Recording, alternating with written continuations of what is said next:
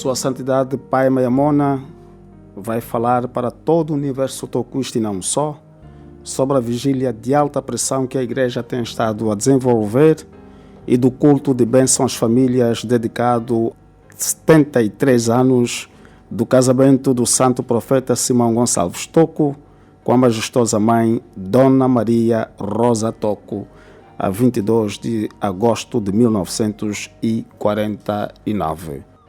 Boa tarde, queridas e queridos filhos e filhas de Deus.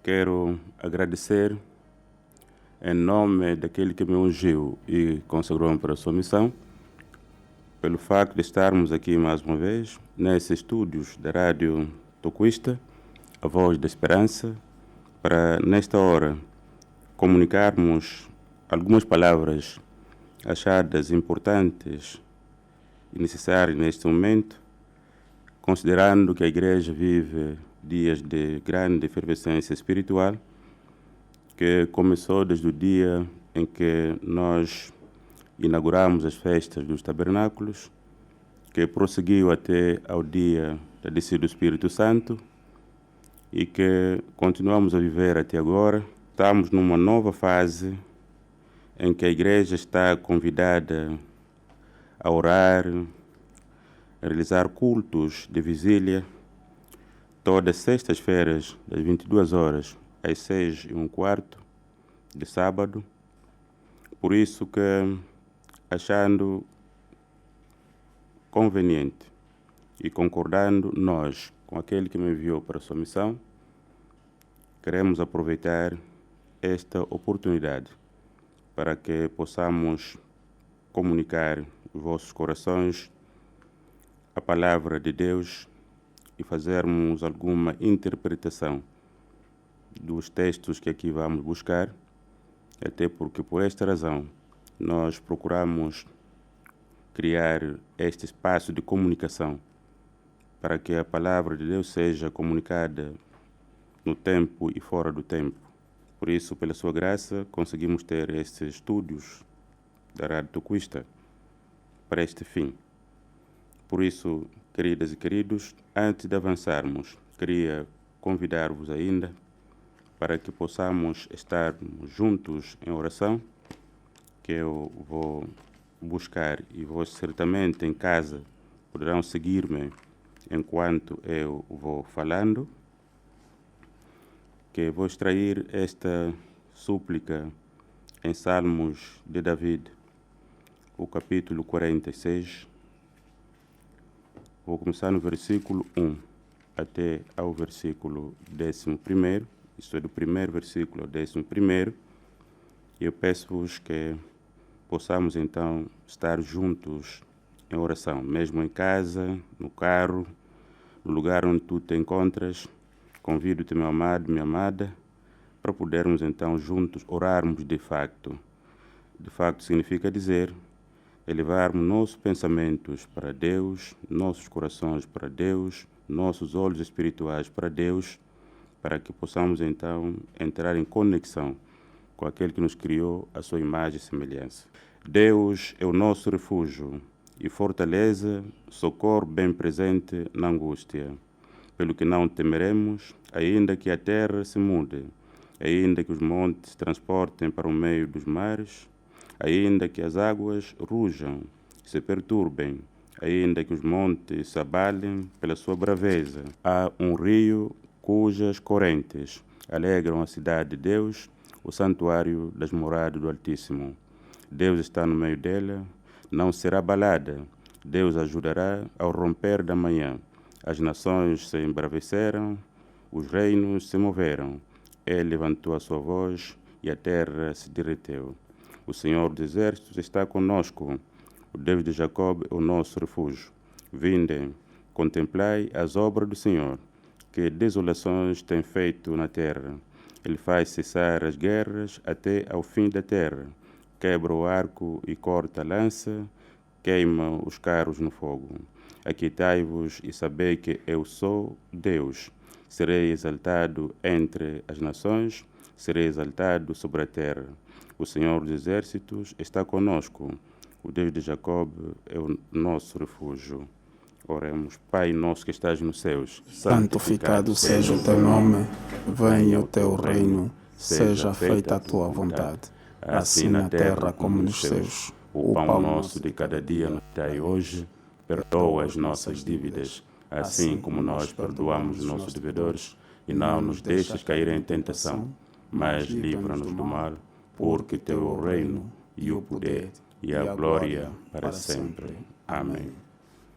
Era bom começarmos com este salmo que traz uma esperança firme para aqueles que confiam no Senhor, sabendo que aquele que confia no Senhor, Ele o tem como seu refúgio, o lugar onde deve encontrar a proteção. Quando está perturbado ou angustiado, ele sabe que tem um socorro. E esse socorro vem de Deus que fez o céu e a terra, aquele que tem a capacidade de trazer espada, mas também de parar a espada, aquele que criou o homem à sua imagem e semelhança e soprou com seu sopro das narinas do homem, e o homem se levantou e fez-se, de facto, alma vivente. É a este Deus que devemos confiar em todos os momentos. Há uma linguagem aqui, diria mesmo, metafórica, onde o salmista usa as águas como muralhas que protegem uma cidade. Estas águas que protegem a cidade significa dizer é a sua própria proteção. Não há, digamos assim, qualquer tempestade que pode mover-se do norte ao sul, do sul ao norte, do leste ao oeste, se de facto não estiver sobre ordenança de Deus, porque tudo está sob seu controle. Por isso, o salmista usa esta linguagem que já citei aqui, usa uma metáfora de águas que circundam uma cidade. Você sabe que quando uma cidade está no meio de uma ilha que está no meio de um oceano, dificilmente o inimigo chega para lá, porque terá dificuldade de atravessar para chegar lá. E se chegar, os que habitam na ilha já terão conhecimento, o verão enquanto navegar pelo mar. Por isso, o salmista compara, de facto, a proteção de Deus como estas águas que estão à volta daqueles que o confiam. E ele está cada vez mais a conferir a esperança a todos de que quem está no Senhor, ele está como se fosse essa cidade circundada pelas águas do oceano, onde ninguém pode atravessar e chegar lá. São muralhas que ele aqui compara essas águas. Por isso, meus amados, vamos agora entrar rapidamente naquilo que é a realidade atual, o que estamos a fazer. A vida na Terra é, de facto, passageira. E por isso, quando nós ainda nos encontramos neste tabernáculo terreno, que Paulo considerou de um tabernáculo terreno, que um dia será destruído, e alcançarmos outro tabernáculo. Estou a citar a segunda carta do apóstolo Paulo aos Coríntios, capítulo 5.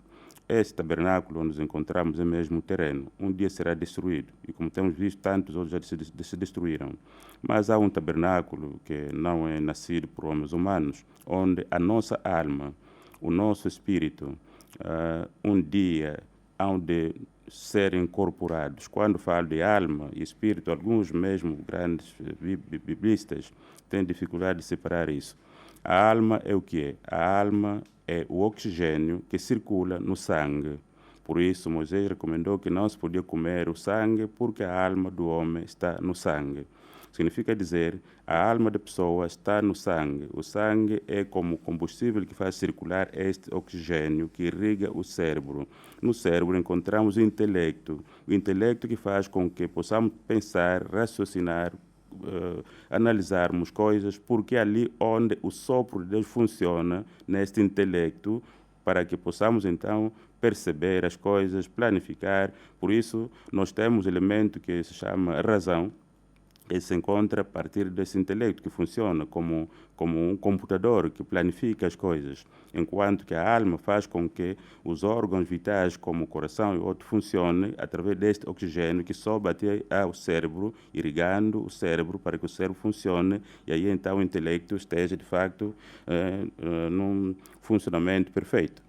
E depois temos o corpo, que é a matéria, as três partes que nós possuímos enquanto humanos. Então significa dizer que enquanto vivemos como homens ainda neste tabernáculo terreno, nascido por homem, e vivemos aqui neste mundo, devemos nos preparar para alcançarmos este tabernáculo novo, que não é nascido por homem.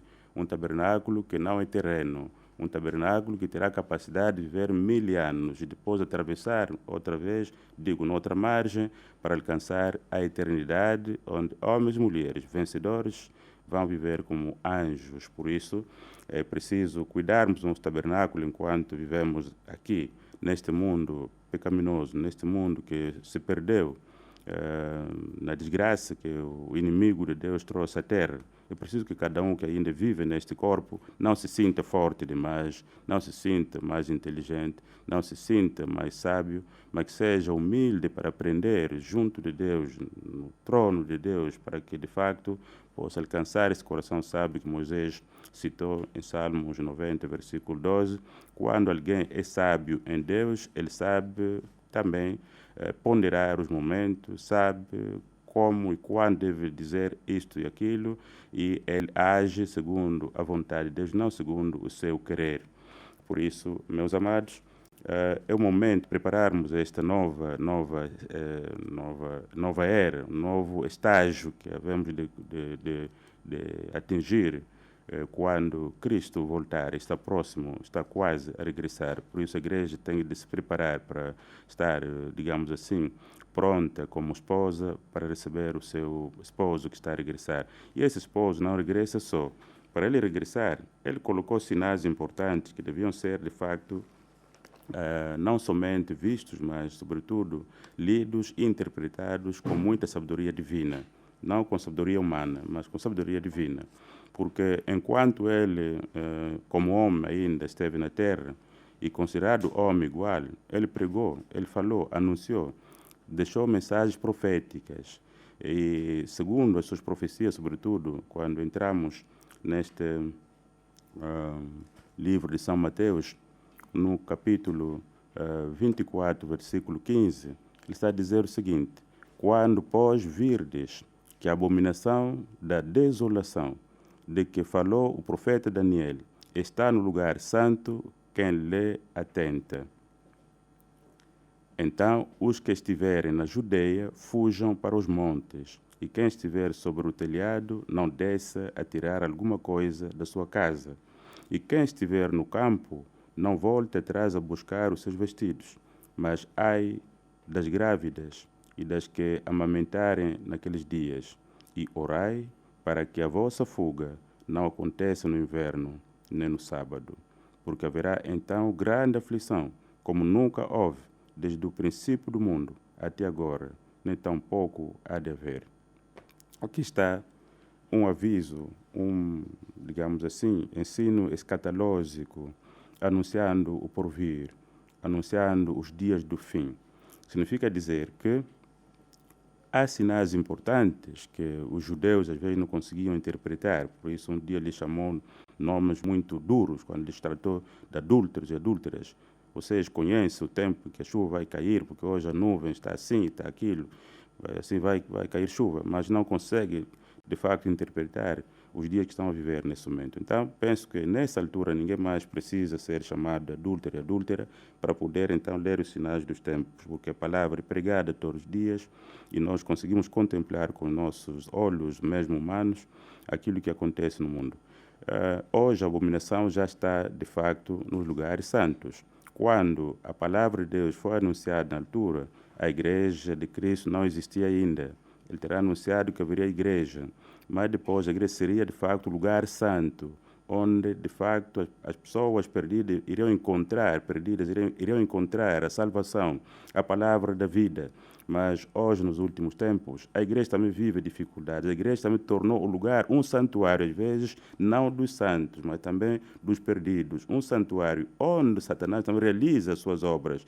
Quando nós analisamos, conseguimos ver que, de facto, aquilo que Jesus Cristo terá anunciado quase há 2000 anos está a acontecer. Quando igrejas fogem da Bíblia para fazer aquilo que lhes convém, para realizar a vontade dos homens, homens grandes, de dinheiros, conseguem manipular o curso da própria igreja, então o que estou a ler aqui já se cumpriu. Se você está no sono, convém acordar, porque já se cumpriu. Agora, a nossa fuga, não fugirmos com nossos pés.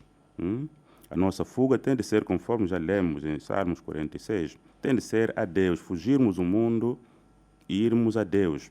Porque Jesus disse que deixo-vos no mundo, mas vós não sois do mundo. E ele pediu ainda mais, guarde-os. Não somente esse, mas também aqueles que irão ouvir a sua palavra. Estou a falar em São João 17, aquela oração muito prolongada de Jesus Cristo, de joelhos, quando até seus joelhos sangraram.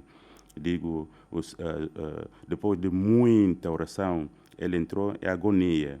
E a partir dali, o seu suor transformou-se em gotas de sangue, que demonstra que Jesus demorou para pedir ao Pai, para que o Pai guardasse aqueles que iriam, de facto, permanecer firmes nos tempos em que o mundo será abalado de várias formas, em que o mundo viverá dias difíceis, como estamos a viver hoje. Ainda viveremos muito mais dias difíceis do que esse que temos hoje. Mas para o cristão, para a Igreja de Cristo, que foi ensinada, que foi alertada, se for encontrada de surpresa, se for encontrada ainda adormecida, é porque ela não se conectou ao seu Senhor. A única maneira da igreja conectar-se ao seu Senhor é estar em oração. Há um elemento importante que eu também li aqui nesse texto de São Mateus, quando Jesus disse no versículo 19, ai das grávidas. Muitas vezes é interpretado esse texto como que Jesus estava contra as mamães que concebem os filhos. Não, até porque ele também nasceu de uma mulher. Mas está a dizer, a grávida aqui devemos interpretar o pecado, ai daqueles que forem encontrados no pecado, que forem encontrados a cometer aquilo que é injusto, que forem encontrados a cometer fraude. Digamos, fraude no sentido de roubar o outro, né? Balanças enganosas, em vez de você, já sabe como estou a dizer, mamães vendem nas praças, sabe bem, a pessoa pode pegar numa lata de 1 litro, mas coloca lá aquilo que chamam, não sei como que chamam, aquele base ali para a lata ficar mais pequena, e você coloca fuba, coloca arroz ou feijão, e diz que a lata é inteira, afinal você já colocou lá, você está a cometer uma fraude, está a roubar. Então, todas essas pessoas que fazem essas coisas, significa que estão grávidas. Então, terão dificuldade para aguentar o dia em que o Filho do Homem se manifestar.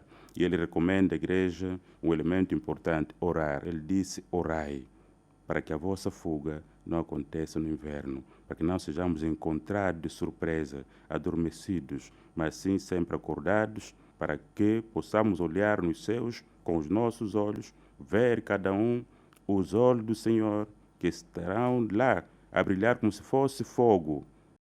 Quem conseguir contemplar os olhos do Filho do Homem nas nuvens, que estarão a brilhar como se fosse fogo, acesos como se fosse fogo, suas vistas acesas. Quem conseguir contemplar, este é que será arrebatado. Então falamos do arrebatamento da igreja, não entendemos bem como será. Quem conseguir contemplar o Filho do Homem nas nuvens, olhar nas suas vistas, que estarão acesas como se fosse fogo, diz assim o Apocalipse, este sim estará imediatamente inspirado, em espírito. Ninguém vai ao encontro do Senhor com seu pensamento carnal. Quem olhar nele estará inspirado. E com esse Espírito Santo, ele apanhará o voo para ir ao encontro do Senhor nas nuvens. Então significa dizer que todo aquele que até agora vive no pecado, acorda no pecado, vive na inveja, vive no ódio contra o próximo, vive inventando coisas contra o próximo, esta pessoa está grávida. Se quiser salvar-se, ainda tem alguns dias para poder recorrer a quem tem a responsabilidade de salvar as almas, ir à igreja, confessar, abandonar tudo o que faz. Assim estará, de facto, livre e preparado para poder, então, recorrer a Deus e encontrar o refúgio. Sem isso, será difícil. Ele recomenda oração. Oração. E nos dias de hoje, muita gente ora. Todo mundo ora. E até, diria mesmo, e ora demais. Mas será que toda oração chega a Deus? Não. Não por quê? Quando e como você ora. O porquê é que você ora. Como estás quando você quer dirigir-se ao Deus Altíssimo? Tem estado preparado para se dirigir a Deus? Ou somente porque tem de orar para ter um pão, para ter emprego, para ter isto e aquilo que é de facto passageiro?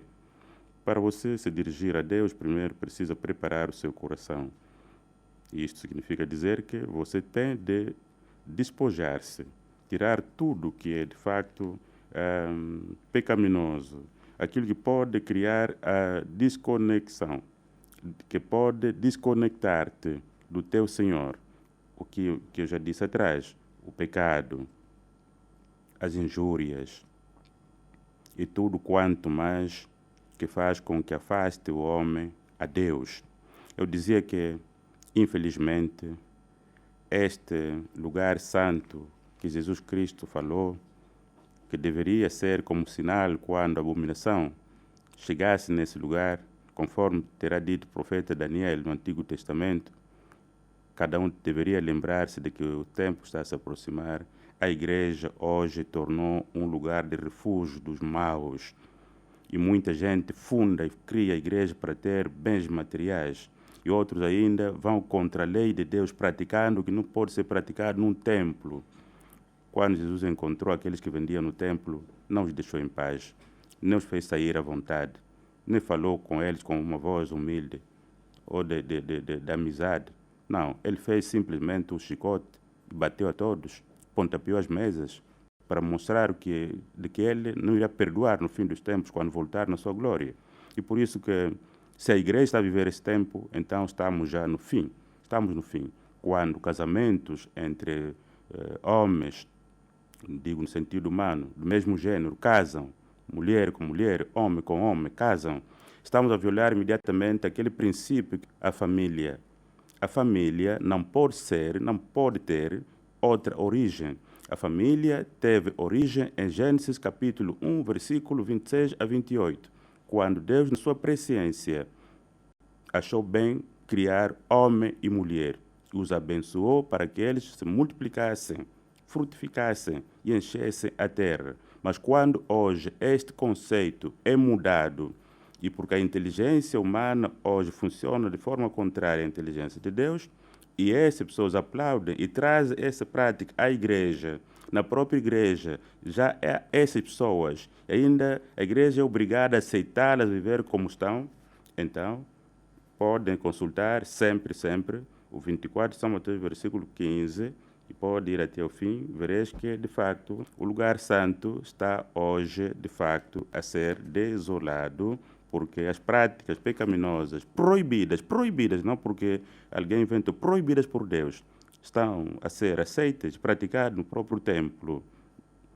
Então, meus amados, se você está acordado agora, neste momento, toma nota e faz com que, se ainda vives essa vida, recua imediatamente para trás enquanto te encontras ainda nesse tabernáculo terreno, que amanhã poderá ser destruído e será tarde uma hora.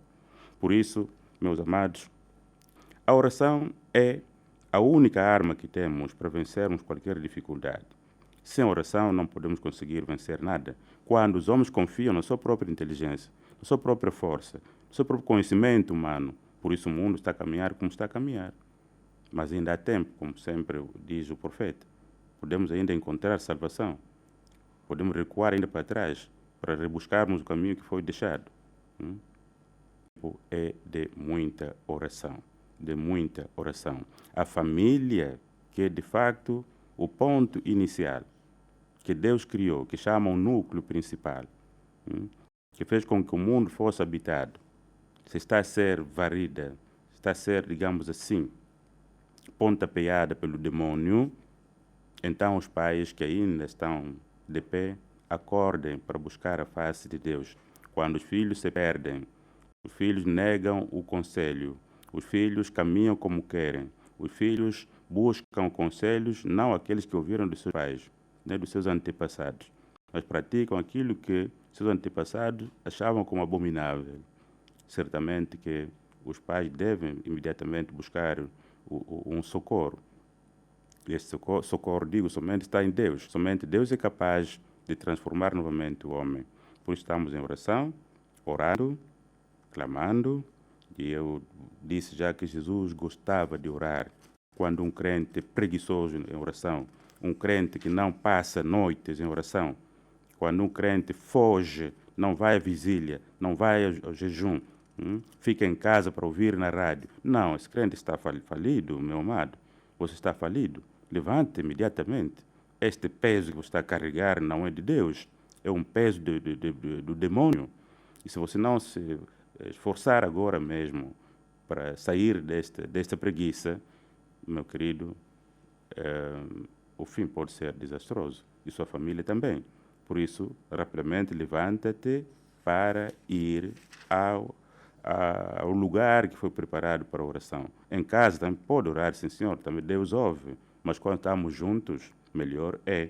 Por isso, mesmo quando aquela mulher que muitos hoje têm como exemplo, uma mulher chamada Esther, quando viu que o seu povo estava para ser exterminado, ela não orou sozinha. Ela mandou dizer ao seu tio Mardoqueu que juntasse todos os judeus para que, juntos com ela, orassem, jejuassem durante 3 dias, não comessem nem bebessem. Até mesmo o animal deles não podia beber nem comer, até que terminassem. Ela fez isso para que, como diz a Escritura, uma corda de 3 dobras não rebenta facilmente. Por isso, quando nós oramos juntos, crescemos juntos, a nossa fé cresce juntos crescemos na fé, digo, e ao mesmo tempo conseguimos alcançar níveis de conhecimento e entendimento que não tínhamos antes, de que estarmos sozinhos. Quem se isola, quem se auto-isola, também está imediatamente a caminhar para a derrota. Se você se isola sozinha, num sítio, num canto, você pode contar que está a caminhar para a derrota. O homem somente consegue vencer quando se junta com os outros, quando troca ideias com os outros, quando ouve os outros também a falar e ele também escuta. Mesmo com pregadores, o pregador tem de ouvir outro pregador a falar, porque nem tudo que você sabe, de facto, é o que o outro também sabe. Há sempre algo que te falta que o outro pode também dizer e você aprende com ele. Por isso, um profeta, quando um profetiza, os outros se calam para ouvirem o outro, para que também possam ser edificados. Depois, ele também poderá profetizar depois.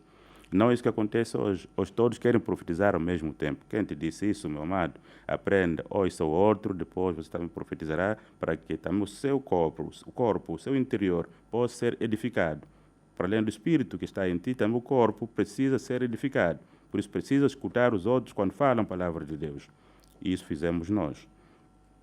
Por isso, meus amados, volto a dizer, a igreja está em oração. Quando olhamos na igreja primitiva, a única arma que tinham poderosa para lhes fazer vencer, para que a igreja chegasse aqui onde estamos hoje e tornasse negócio de todos, eles tinham, de facto, uma arma poderosa que o Mestre os havia deixado. Essa arma chama-se oração.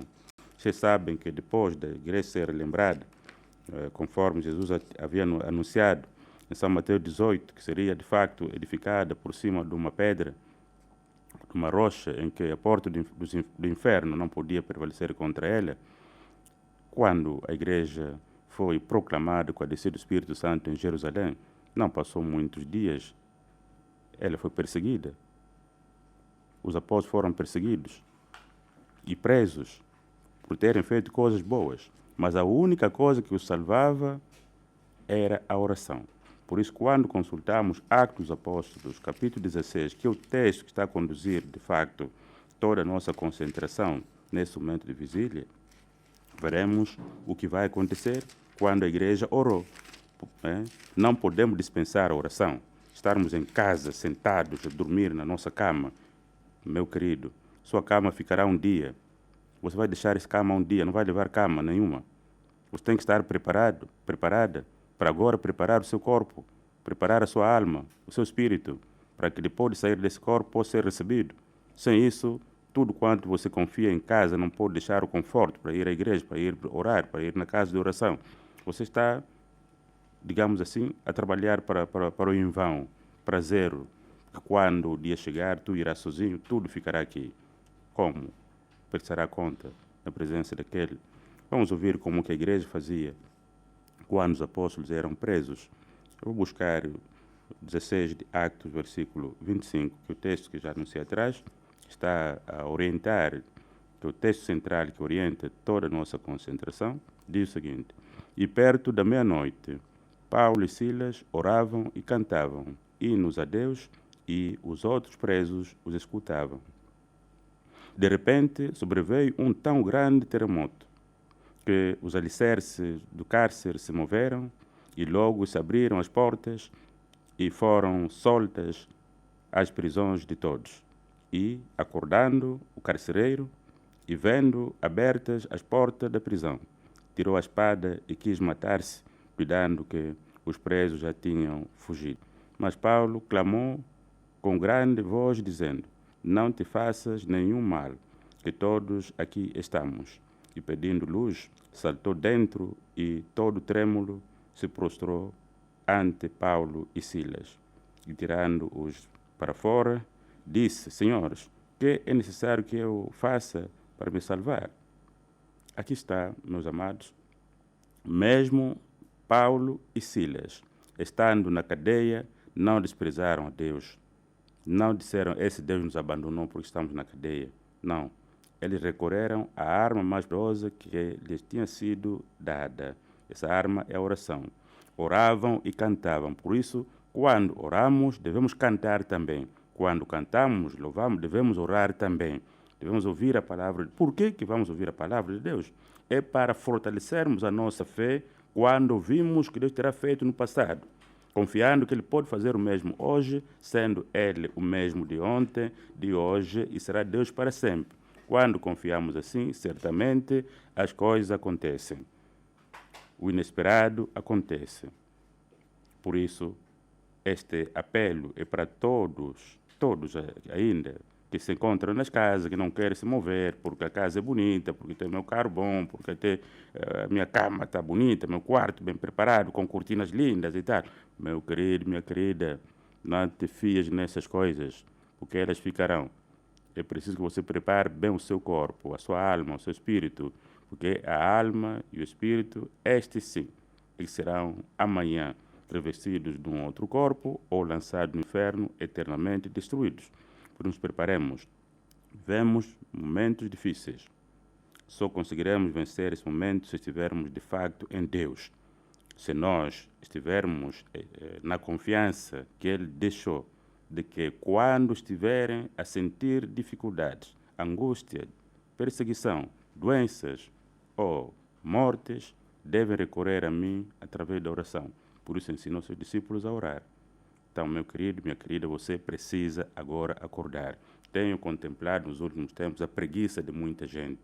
Há muita gente que, quando não tem nada, ele recorre todos os dias à igreja, vai fazendo trabalho na igreja, cada hora está lá para orar, mas quando já conseguiu, ele torna preguiçoso, preguiçosa, porque já tem casa bonita, já tem um bom carro, já tem um bom emprego. Meu querido, você não está a ver que o primeiro que andou com o carro já não existe mais? Você não está a se lembrar de que o primeiro que habitou numa casa bonita já não existe mais? Você não está a se lembrar que o primeiro que meteu ouros de grande valor já não existe mais? Você não te lembra de que o primeiro que meteu um sapato lindo, bonito, já não existe mais? Você não está a ver que aquele que vestiu aquele vestido bonito, que até é famoso, hoje já não existe mais? Se você concordar comigo, então hoje mesmo vais mudar de parecer e começar a deixar o conforto quando chegar a hora para ir à casa de Deus, para ir junto aos irmãos e irmãs, para juntos orar e suplicar. Porque o que vem aí não haverá, digamos, capacidade humana para suster o que está para chegar. Somente os que tiverem Deus de facto, estes sim terão capacidade de encontrar, digamos assim, a saída de tudo quanto existe. Nossas famílias sofrem hoje. Famílias hoje estão totalmente destruídas, separadas, por causa disso e daquilo. Então, aonde encontrarás o socorro para a sua família? Aonde? É somente em Deus. O mês de agosto, para vós, os tocuistas, é um mês importante. Está cheio de factos enigmáticos, de factos históricos, que precisam ser, digamos assim, analisados, estudados, meditados na nossa vida, na vossa vida, tendo em conta a amplitude e os segredos que estes acontecimentos encerram. Começamos primeiro o regresso triunfal do vosso dirigente, que durante 11 anos, exilado da sua própria terra, para uma terra longínqua, para uma ilha, para que dali não saísse, como já falei em Salmos, 46, quem fica na ilha, dificilmente sai daí. Se alguém não tirar de barco ou de avião, não sai. E aí foi colocado o vosso dirigente durante 11 longos anos de duros trabalho. Mas no mês de agosto terminou. Depois da queda do governo fascista de Marcelo Caetano, que é o substituto do Salazar, regressa triunfalmente para Angola. Aqueles que ontem o chamavam de um carrasco, de um terrorista, de um profeta falso, mudaram-lhe o nome de Homem Bom.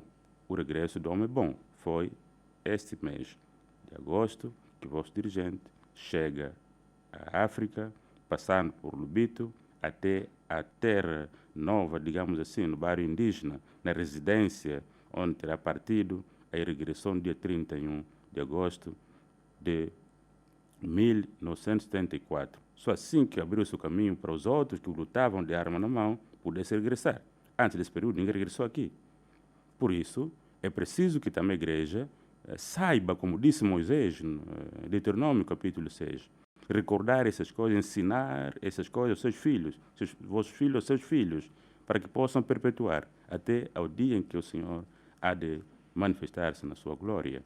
Então, significa dizer, esse é o primeiro momento muito importante. Depois está lá o momento importante, que quando fala das famílias, no capítulo 1 de Gênesis, versículo 26 a 28, foi no dia 22 de agosto de 1949 que o vosso dirigente vai casar para mostrar, dar exemplo de que a família é necessária. Um líder tem de dar exemplos práticos, não exemplos teóricos, aos seus liderados. Se você não casa, não casou, como que vai ensinar o casamento? Então o líder tinha que casar para mostrar aos outros que era necessário casar. Foi no dia 22 que esse elemento importante, que esta tradição se cumpriu, não era lembrado, né? Durante o tempo que eu deixei fisicamente, não lembravam disso. Mas depois, como se dizia Lucas, quando escreveu Atos dos Apóstolos, no capítulo 3, de que viria para repor as coisas como eram no princípio. Só assim depois virá o tempo de refrigério. Então se repôs essa data para que pudesse ser lembrada, não por outra coisa, para que as famílias saibam que a família é, de facto, um núcleo importante. Ninguém pode encontrar um repouso em outro sítio de forma mais tranquila, a não ser na família, junto dos irmãos, das irmãs, do pai e da mãe. Quando a pessoa está nesse meio, é ali onde deve encontrar, de facto, a paz.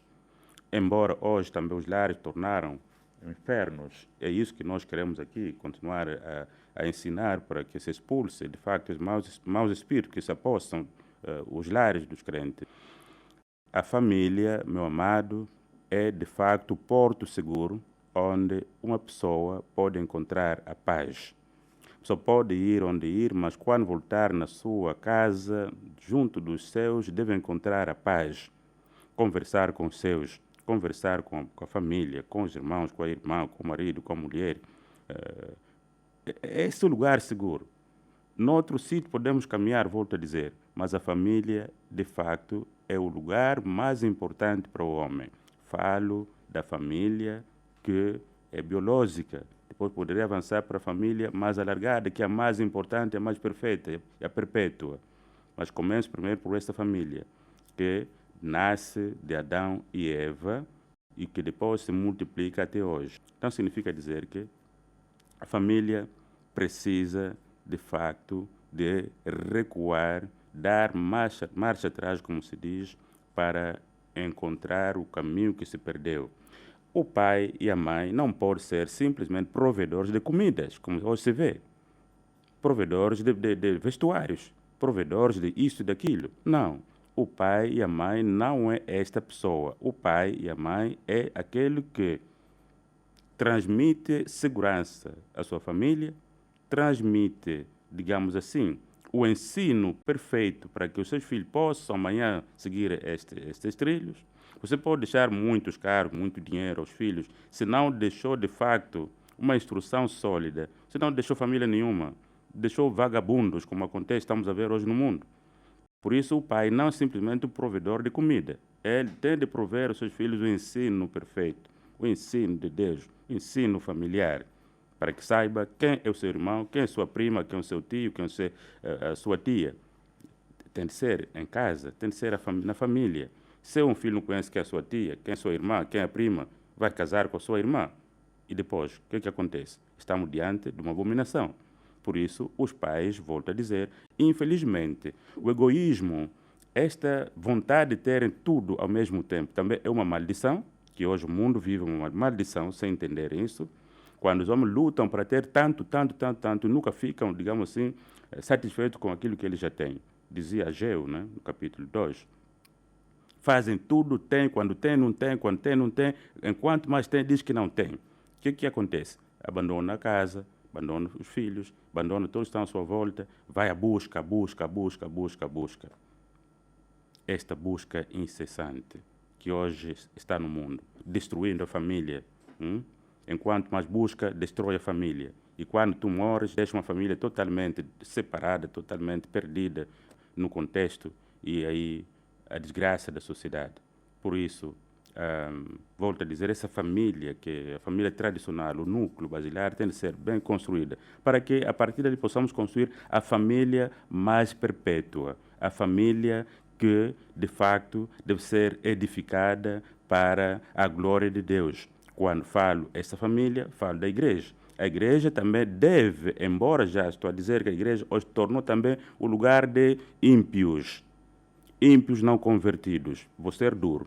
Ímpios não convertidos. Por que falo isso? Porque quando a pessoa é batizada, confessa, essa pessoa tem de mudar. Não pode levar os hábitos do mundo para a igreja, criar problema na própria igreja, injuriar os irmãos, as irmãs, odiar. Odiar não pode estar na igreja, tem que estar fora. Mas infelizmente está na igreja. Então, o lugar onde Cristo preparou para se preparar essa família para Ele, uma família para Deus, também está contaminado. E é preciso, de facto, descontaminar esse lugar. Quem está na igreja, ou está na igreja ou está fora. Não precisamos ter milhões de crentes que não são crentes. Por quê? A nossa missão não é fazermos a vontade dos homens, alegrarmos-nos enquanto estamos com eles. Não, você tem poucos dias, você vai partir. E quando partir, qual será de facto a mensagem que levará aquele que é o dono das ovelhas? Se você só está a agrupar só para ter milhões, mas esses milhões são maus, não convertidos, vivem na maldade, no ódio, na inveja, no feitiço, vão à busca de não sei de que, hoje dizem ser tal ou que, mas está na igreja. Essa igreja deve ser igreja. É aquilo que disse já em São Mateus 24:15. Por isso a igreja tem que fazer esforço bastante para poder expulsar esses maus espíritos. A família que eu estou a dizer aqui, que Deus quer constituir, é de fato a família que a igreja congrega. Uma família nova, uma família que de facto ama o próximo. A família que teme a Deus e o ama. Se esses dois elementos, amar a Deus e ao próximo, não existe, a igreja está a trabalhar de balde. E eu fico triste quando vejo, às vezes, no meio da igreja, pessoas que não se falam, ou falam, mas de forma fingida, não se amam, o amor fingido. Paulo disse, o amor não seja fingido. Aos Romanos, o amor não seja fingido, mas agora temos o amor mais fingido que verdadeiro. Por isso, estamos a fazer esforço para expurgarmos este mau espírito que está dentro da própria igreja. Paulo disse, não temos que lutar contra a carne, nem contra o sangue, mas contra o quê? Contra os maus espíritos que estão nos lugares celestiais. E a igreja é um lugar celestial, devia ser celestial, mas infelizmente está atacada de forma, digamos assim, sorrateira. Satanás se introduziu na igreja e lá fica, até come ceia, participa em tudo, mas é Satanás. Então isso tem de ser expulso. Como expulsar Satanás? Tem de ser com força. Que força humana, física? Não. É força, de facto, que vem de cima, que é buscado através de orações verdadeiras, intensas, intensivamente. Paulo, para ser livre, conforme vimos aqui, eles oravam intensivamente e de forma incessante. Os outros presos ouviam eles a orarem e a entoar hinos. Quem ora e entoa hinos, ele sobe no nível superior. A alma dele fica outra, ele fica totalmente adrenalizado no espírito. Por isso, orar e cantar faz muito bem às pessoas. Você não vai cantar sozinho, não fica bem, tem que cantar junto com os outros.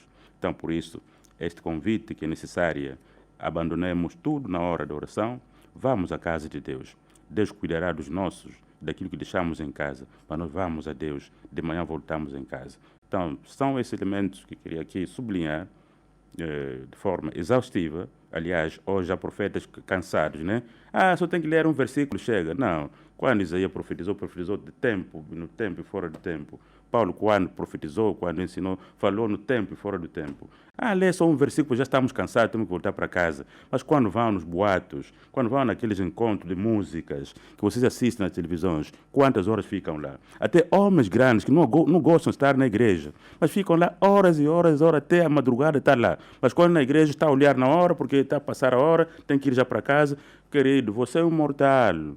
Aprenda agora. Não existe homem poderoso no mundo que por si próprio conseguirá amparar a sua própria vida. Não existe.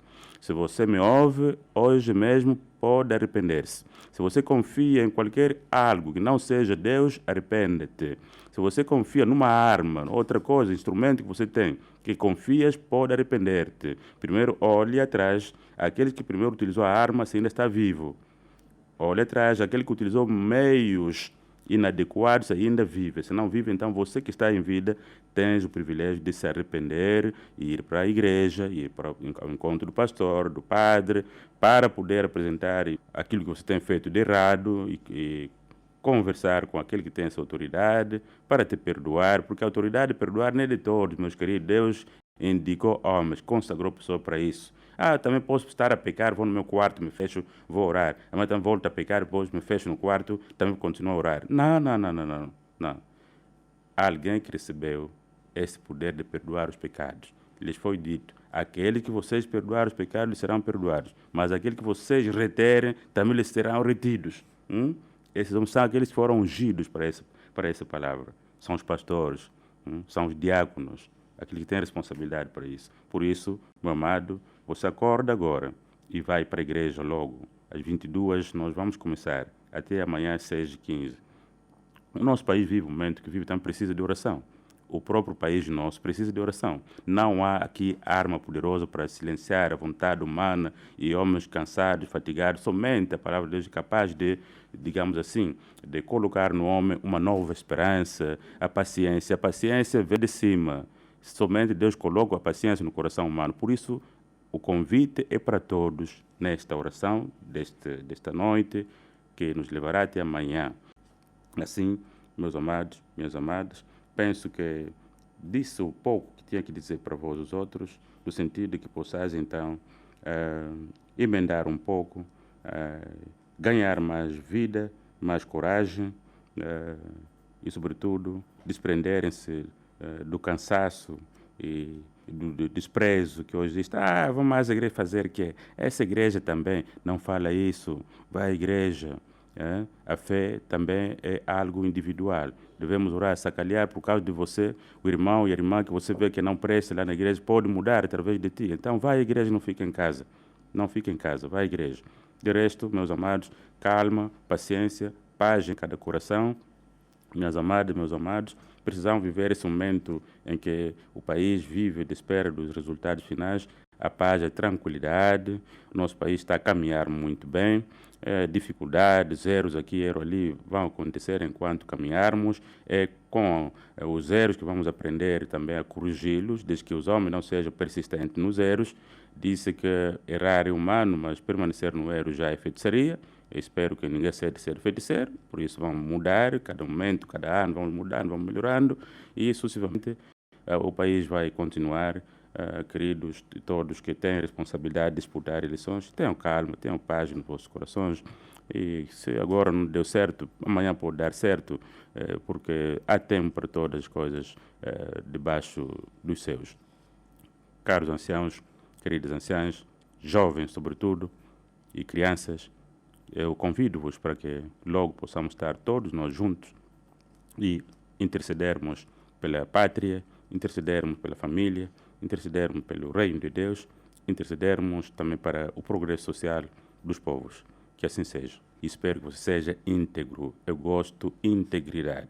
Gosto de integridade. Não importa se os homens não querem, porque você é íntegro. Você tem de ser íntegro. Somente com a integridade, teu dirigente saiu dos Açores para voltar aqui. Se não fosse homem íntegro, ficaria lá, arranjava uma branca, casava lá e ficava lá e terminou. Mas como era e é íntegro, mesmo em sofrimento, a integridade não saiu. E por isso é essa integridade que eu gosto até hoje de querer inculcar nos vossos corações, não importa o tempo e o lugar, sejam íntegros, sejam vocês mesmos. Esta é a minha confiança em vós, de que não traireis o vosso dirigente depois de muito sacrifício, de muito sofrimento. A igreja tem de caminhar. Sei que existem alguns problemas que temos que resolver.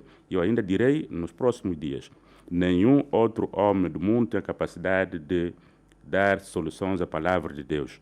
Por isso, se alguém ainda insiste em buscar soluções humanas, esses não prevalecem. Convido a todos que se unam no espírito, depois no corpo, na alma, e caminhem todos juntos para o bem da igreja e para o bem daqueles que heroicamente entregaram suas vidas para que a igreja pudesse existir hoje. Quando aqueles morreram, não recorreram a um tribunal, não procuraram homem do mundo para fazer justiça. Caros jovens que recorrem aos tribunais, eu volto a dizer-vos que não é este o caminho. Vós sois filhos de Deus e conhece de facto que a única forma, o único lugar de tratar vossos assuntos é na igreja. Ainda que não quer deixe daquela pessoa, mas é na igreja e tudo tem o seu tempo determinado. Não busquem caminhos inapropriados para procurar infernizar a igreja, colocar a igreja numa situação de refém. Não façam isso, meus amados. Não façam isso. Já tenho feito, agora tenho tempo de recorrer a essas instituições e dizer, como disseram os outros em Atos dos Apóstolos 18, quando Paulo era julgado, levado a Gaio, que era o procônsul, como se fosse juiz, ele, depois de ter ouvido, disse, não, se essas coisas fossem contra a nossa lei, eu julgaria. Mas se para a vossa religião, e desde que diz respeito à vossa própria religiosidade, saio daqui e não posso tratar esse assunto. Porque os homens de Deus estão tão astutos, não querem seguir o que foi dito pelos antepassados, que começaram esse caminho. Meus amados, vamos, todos nós, cada um, arrepender-se. Quando Israel negou Samuel, não queria Samuel, negou a teocracia, procurou de facto aquilo que chamam de monarquia. Sim, Samuel resistiu durante um tempo, mas aquele que colocou a autoridade em Samuel, depois de ter visto a insistência do povo, disse a Samuel, deixa-lhes, para eles elegem um rei. E elegeram um rei, e vocês sabem qual foi depois a vida que levaram Israel nos 40 anos do reinado de Saul. Por isso, meus amados, o importante é calma, paz e paciência. Eu volto a dizer, nenhum homem humano, ainda que tenha estudado bastante, tem a competência bastante para tratar assunto da igreja. Ninguém. Porque assunto da igreja trata-se física e espiritualmente. E no mundo espiritual, nem todos entram lá. E quem se coloca nisso, se mete numa encrenca difícil. Por isso, meus amados, vamos agora mesmo cada um acabar o seu rancor. Para que rancor? Para quê? Para que ficar nervoso eternamente? Para que falar da pessoa todos os dias? Para quê? Não. Eu convido a todos a abandonar essa prática. E já mandei fazer 2 cartas, não sei se têm sido anunciadas ou não, não tenho ouvido bastante. Essas cartas é para que todo filho de Deus, chamado Tocuísta, pare de agredir o outro, em palavras, ou em atos, ou em outra forma. Pare no sentido que possam possibilitar um dia a vossa, digamos assim, reconciliação, a vossa unidade, até porque são todas famílias, né? Para que continuar a viver com rancores? Vão termina isso, e a rádio tem a responsabilidade de continuar de tempo em tempo. Essas cartas são importantes, continuar a ler de tempo em tempo. Há um decreto que foi feito, também consta esses elementos. Deve ler de tempo em tempo, não ler e deitar fora, não. Ali tem elementos importantes para despertar a pessoa. Ou vocês não gostam que os outros também se salvem, então vocês também assumirão a vossa responsabilidade. Da minha parte, tenho feito o que me convém fazer. Se vocês não fazem, a culpa é vossa. O que eu vim fazer, vou continuar a fazer. Unir as pessoas para que haja paz, haja harmonia e progresso entre os homens. Essa é a vontade de Deus, porque Deus não fez os homens para viverem mal, os fez para viverem bem. Qualquer, digamos assim, procedimento contrário que leva os homens ao sofrimento vem do maligno. E por isso, o homem de Deus, a mulher de Deus, o jovem de Deus, você intelectual da igreja, não pode ter toda hora os pés no tribunal, toda hora no pés no tribunal, toda hora só vai no tribunal. Não faça isso. Porque toda hora vai no tribunal consultar o que é? O que você quer consulta a Deus, consulta os irmãos. É o caminho mais apropriado. Consulta os irmãos, consulta a Deus. Não vai os irmãos toda hora no cartório do tribunal, não sei onde, para falar não sei com quem. Não faça isso, meu querido. Você está a trabalhar em vão. E lembrai-vos do hino que cantávamos antigamente, né? Vocês tocuistas cantavam, que diz o seguinte, que fala sobre Judas que vendeu a igreja, né? Missa Sebastião, penso que lembra.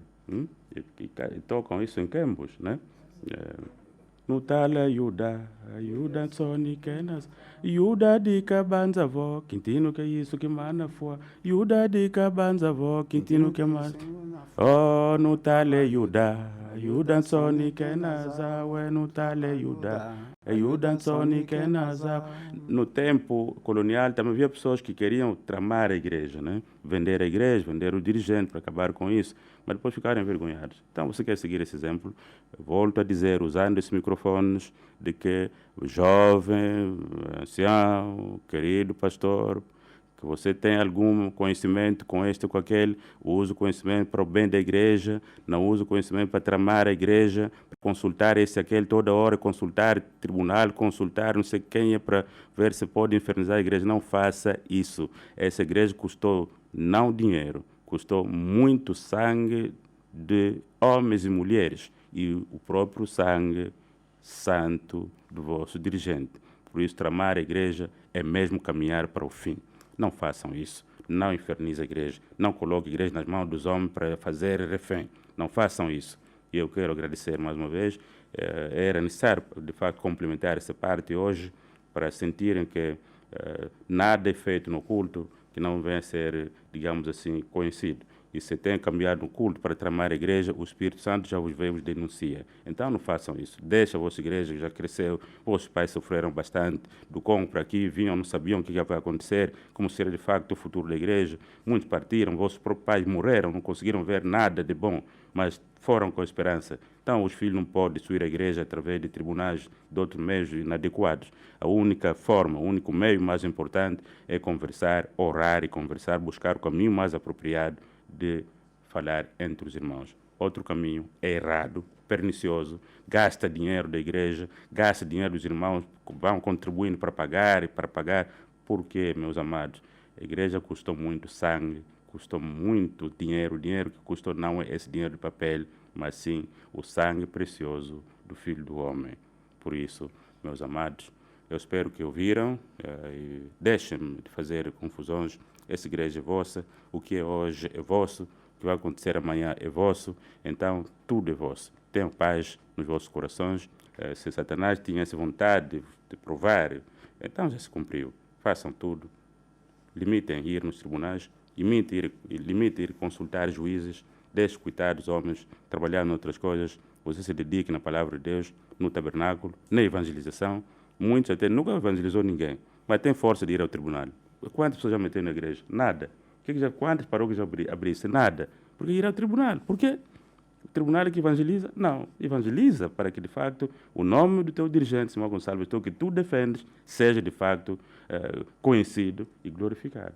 Se assim for, você ganhou. Mas se ir para outros caminhos, não fica bem. Então, parem com isso. Tenho autoridade para dizer isso. Parem com isso. Porque permanecer nesse tipo de comportamento não é bom. Por isso, oremos, meus amados, que a nossa pátria também esteja nas mãos de Deus Pai, Ele que nos deu este país como herança, o deu aos nossos antepassados e nós hoje vivemos nele.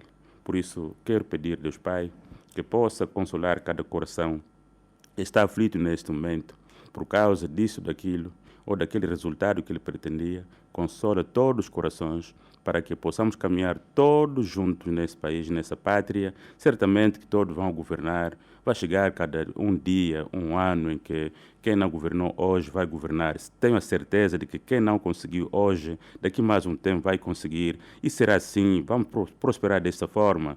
Um sobe, outro desce, outro sobe, segundo a vontade, manifesto pelos homens, através das urnas. Por isso, meu amado Pai, Tu que me enviou para a sua missão, Deus Todo-Poderoso, apazigua os corações dos homens, todo o coração que está aflito, apazigua-o agora mesmo, para que possa olhar na sua própria vida, que é tão preciosa também, e evitarem confrontos, dificuldades que não têm nada, qualquer proveito, somente criam dificuldade, destroem a harmonia. Por isso peço-lhe, Pai Santo, que console a todos, que na unidade possam continuar a caminhar na edificação desse belo país, onde colocou todas as coisas para o bem dos homens, então que os homens que estão nesse país, que sintam essa responsabilidade de construir um país bom, novo e belo para os seus filhos.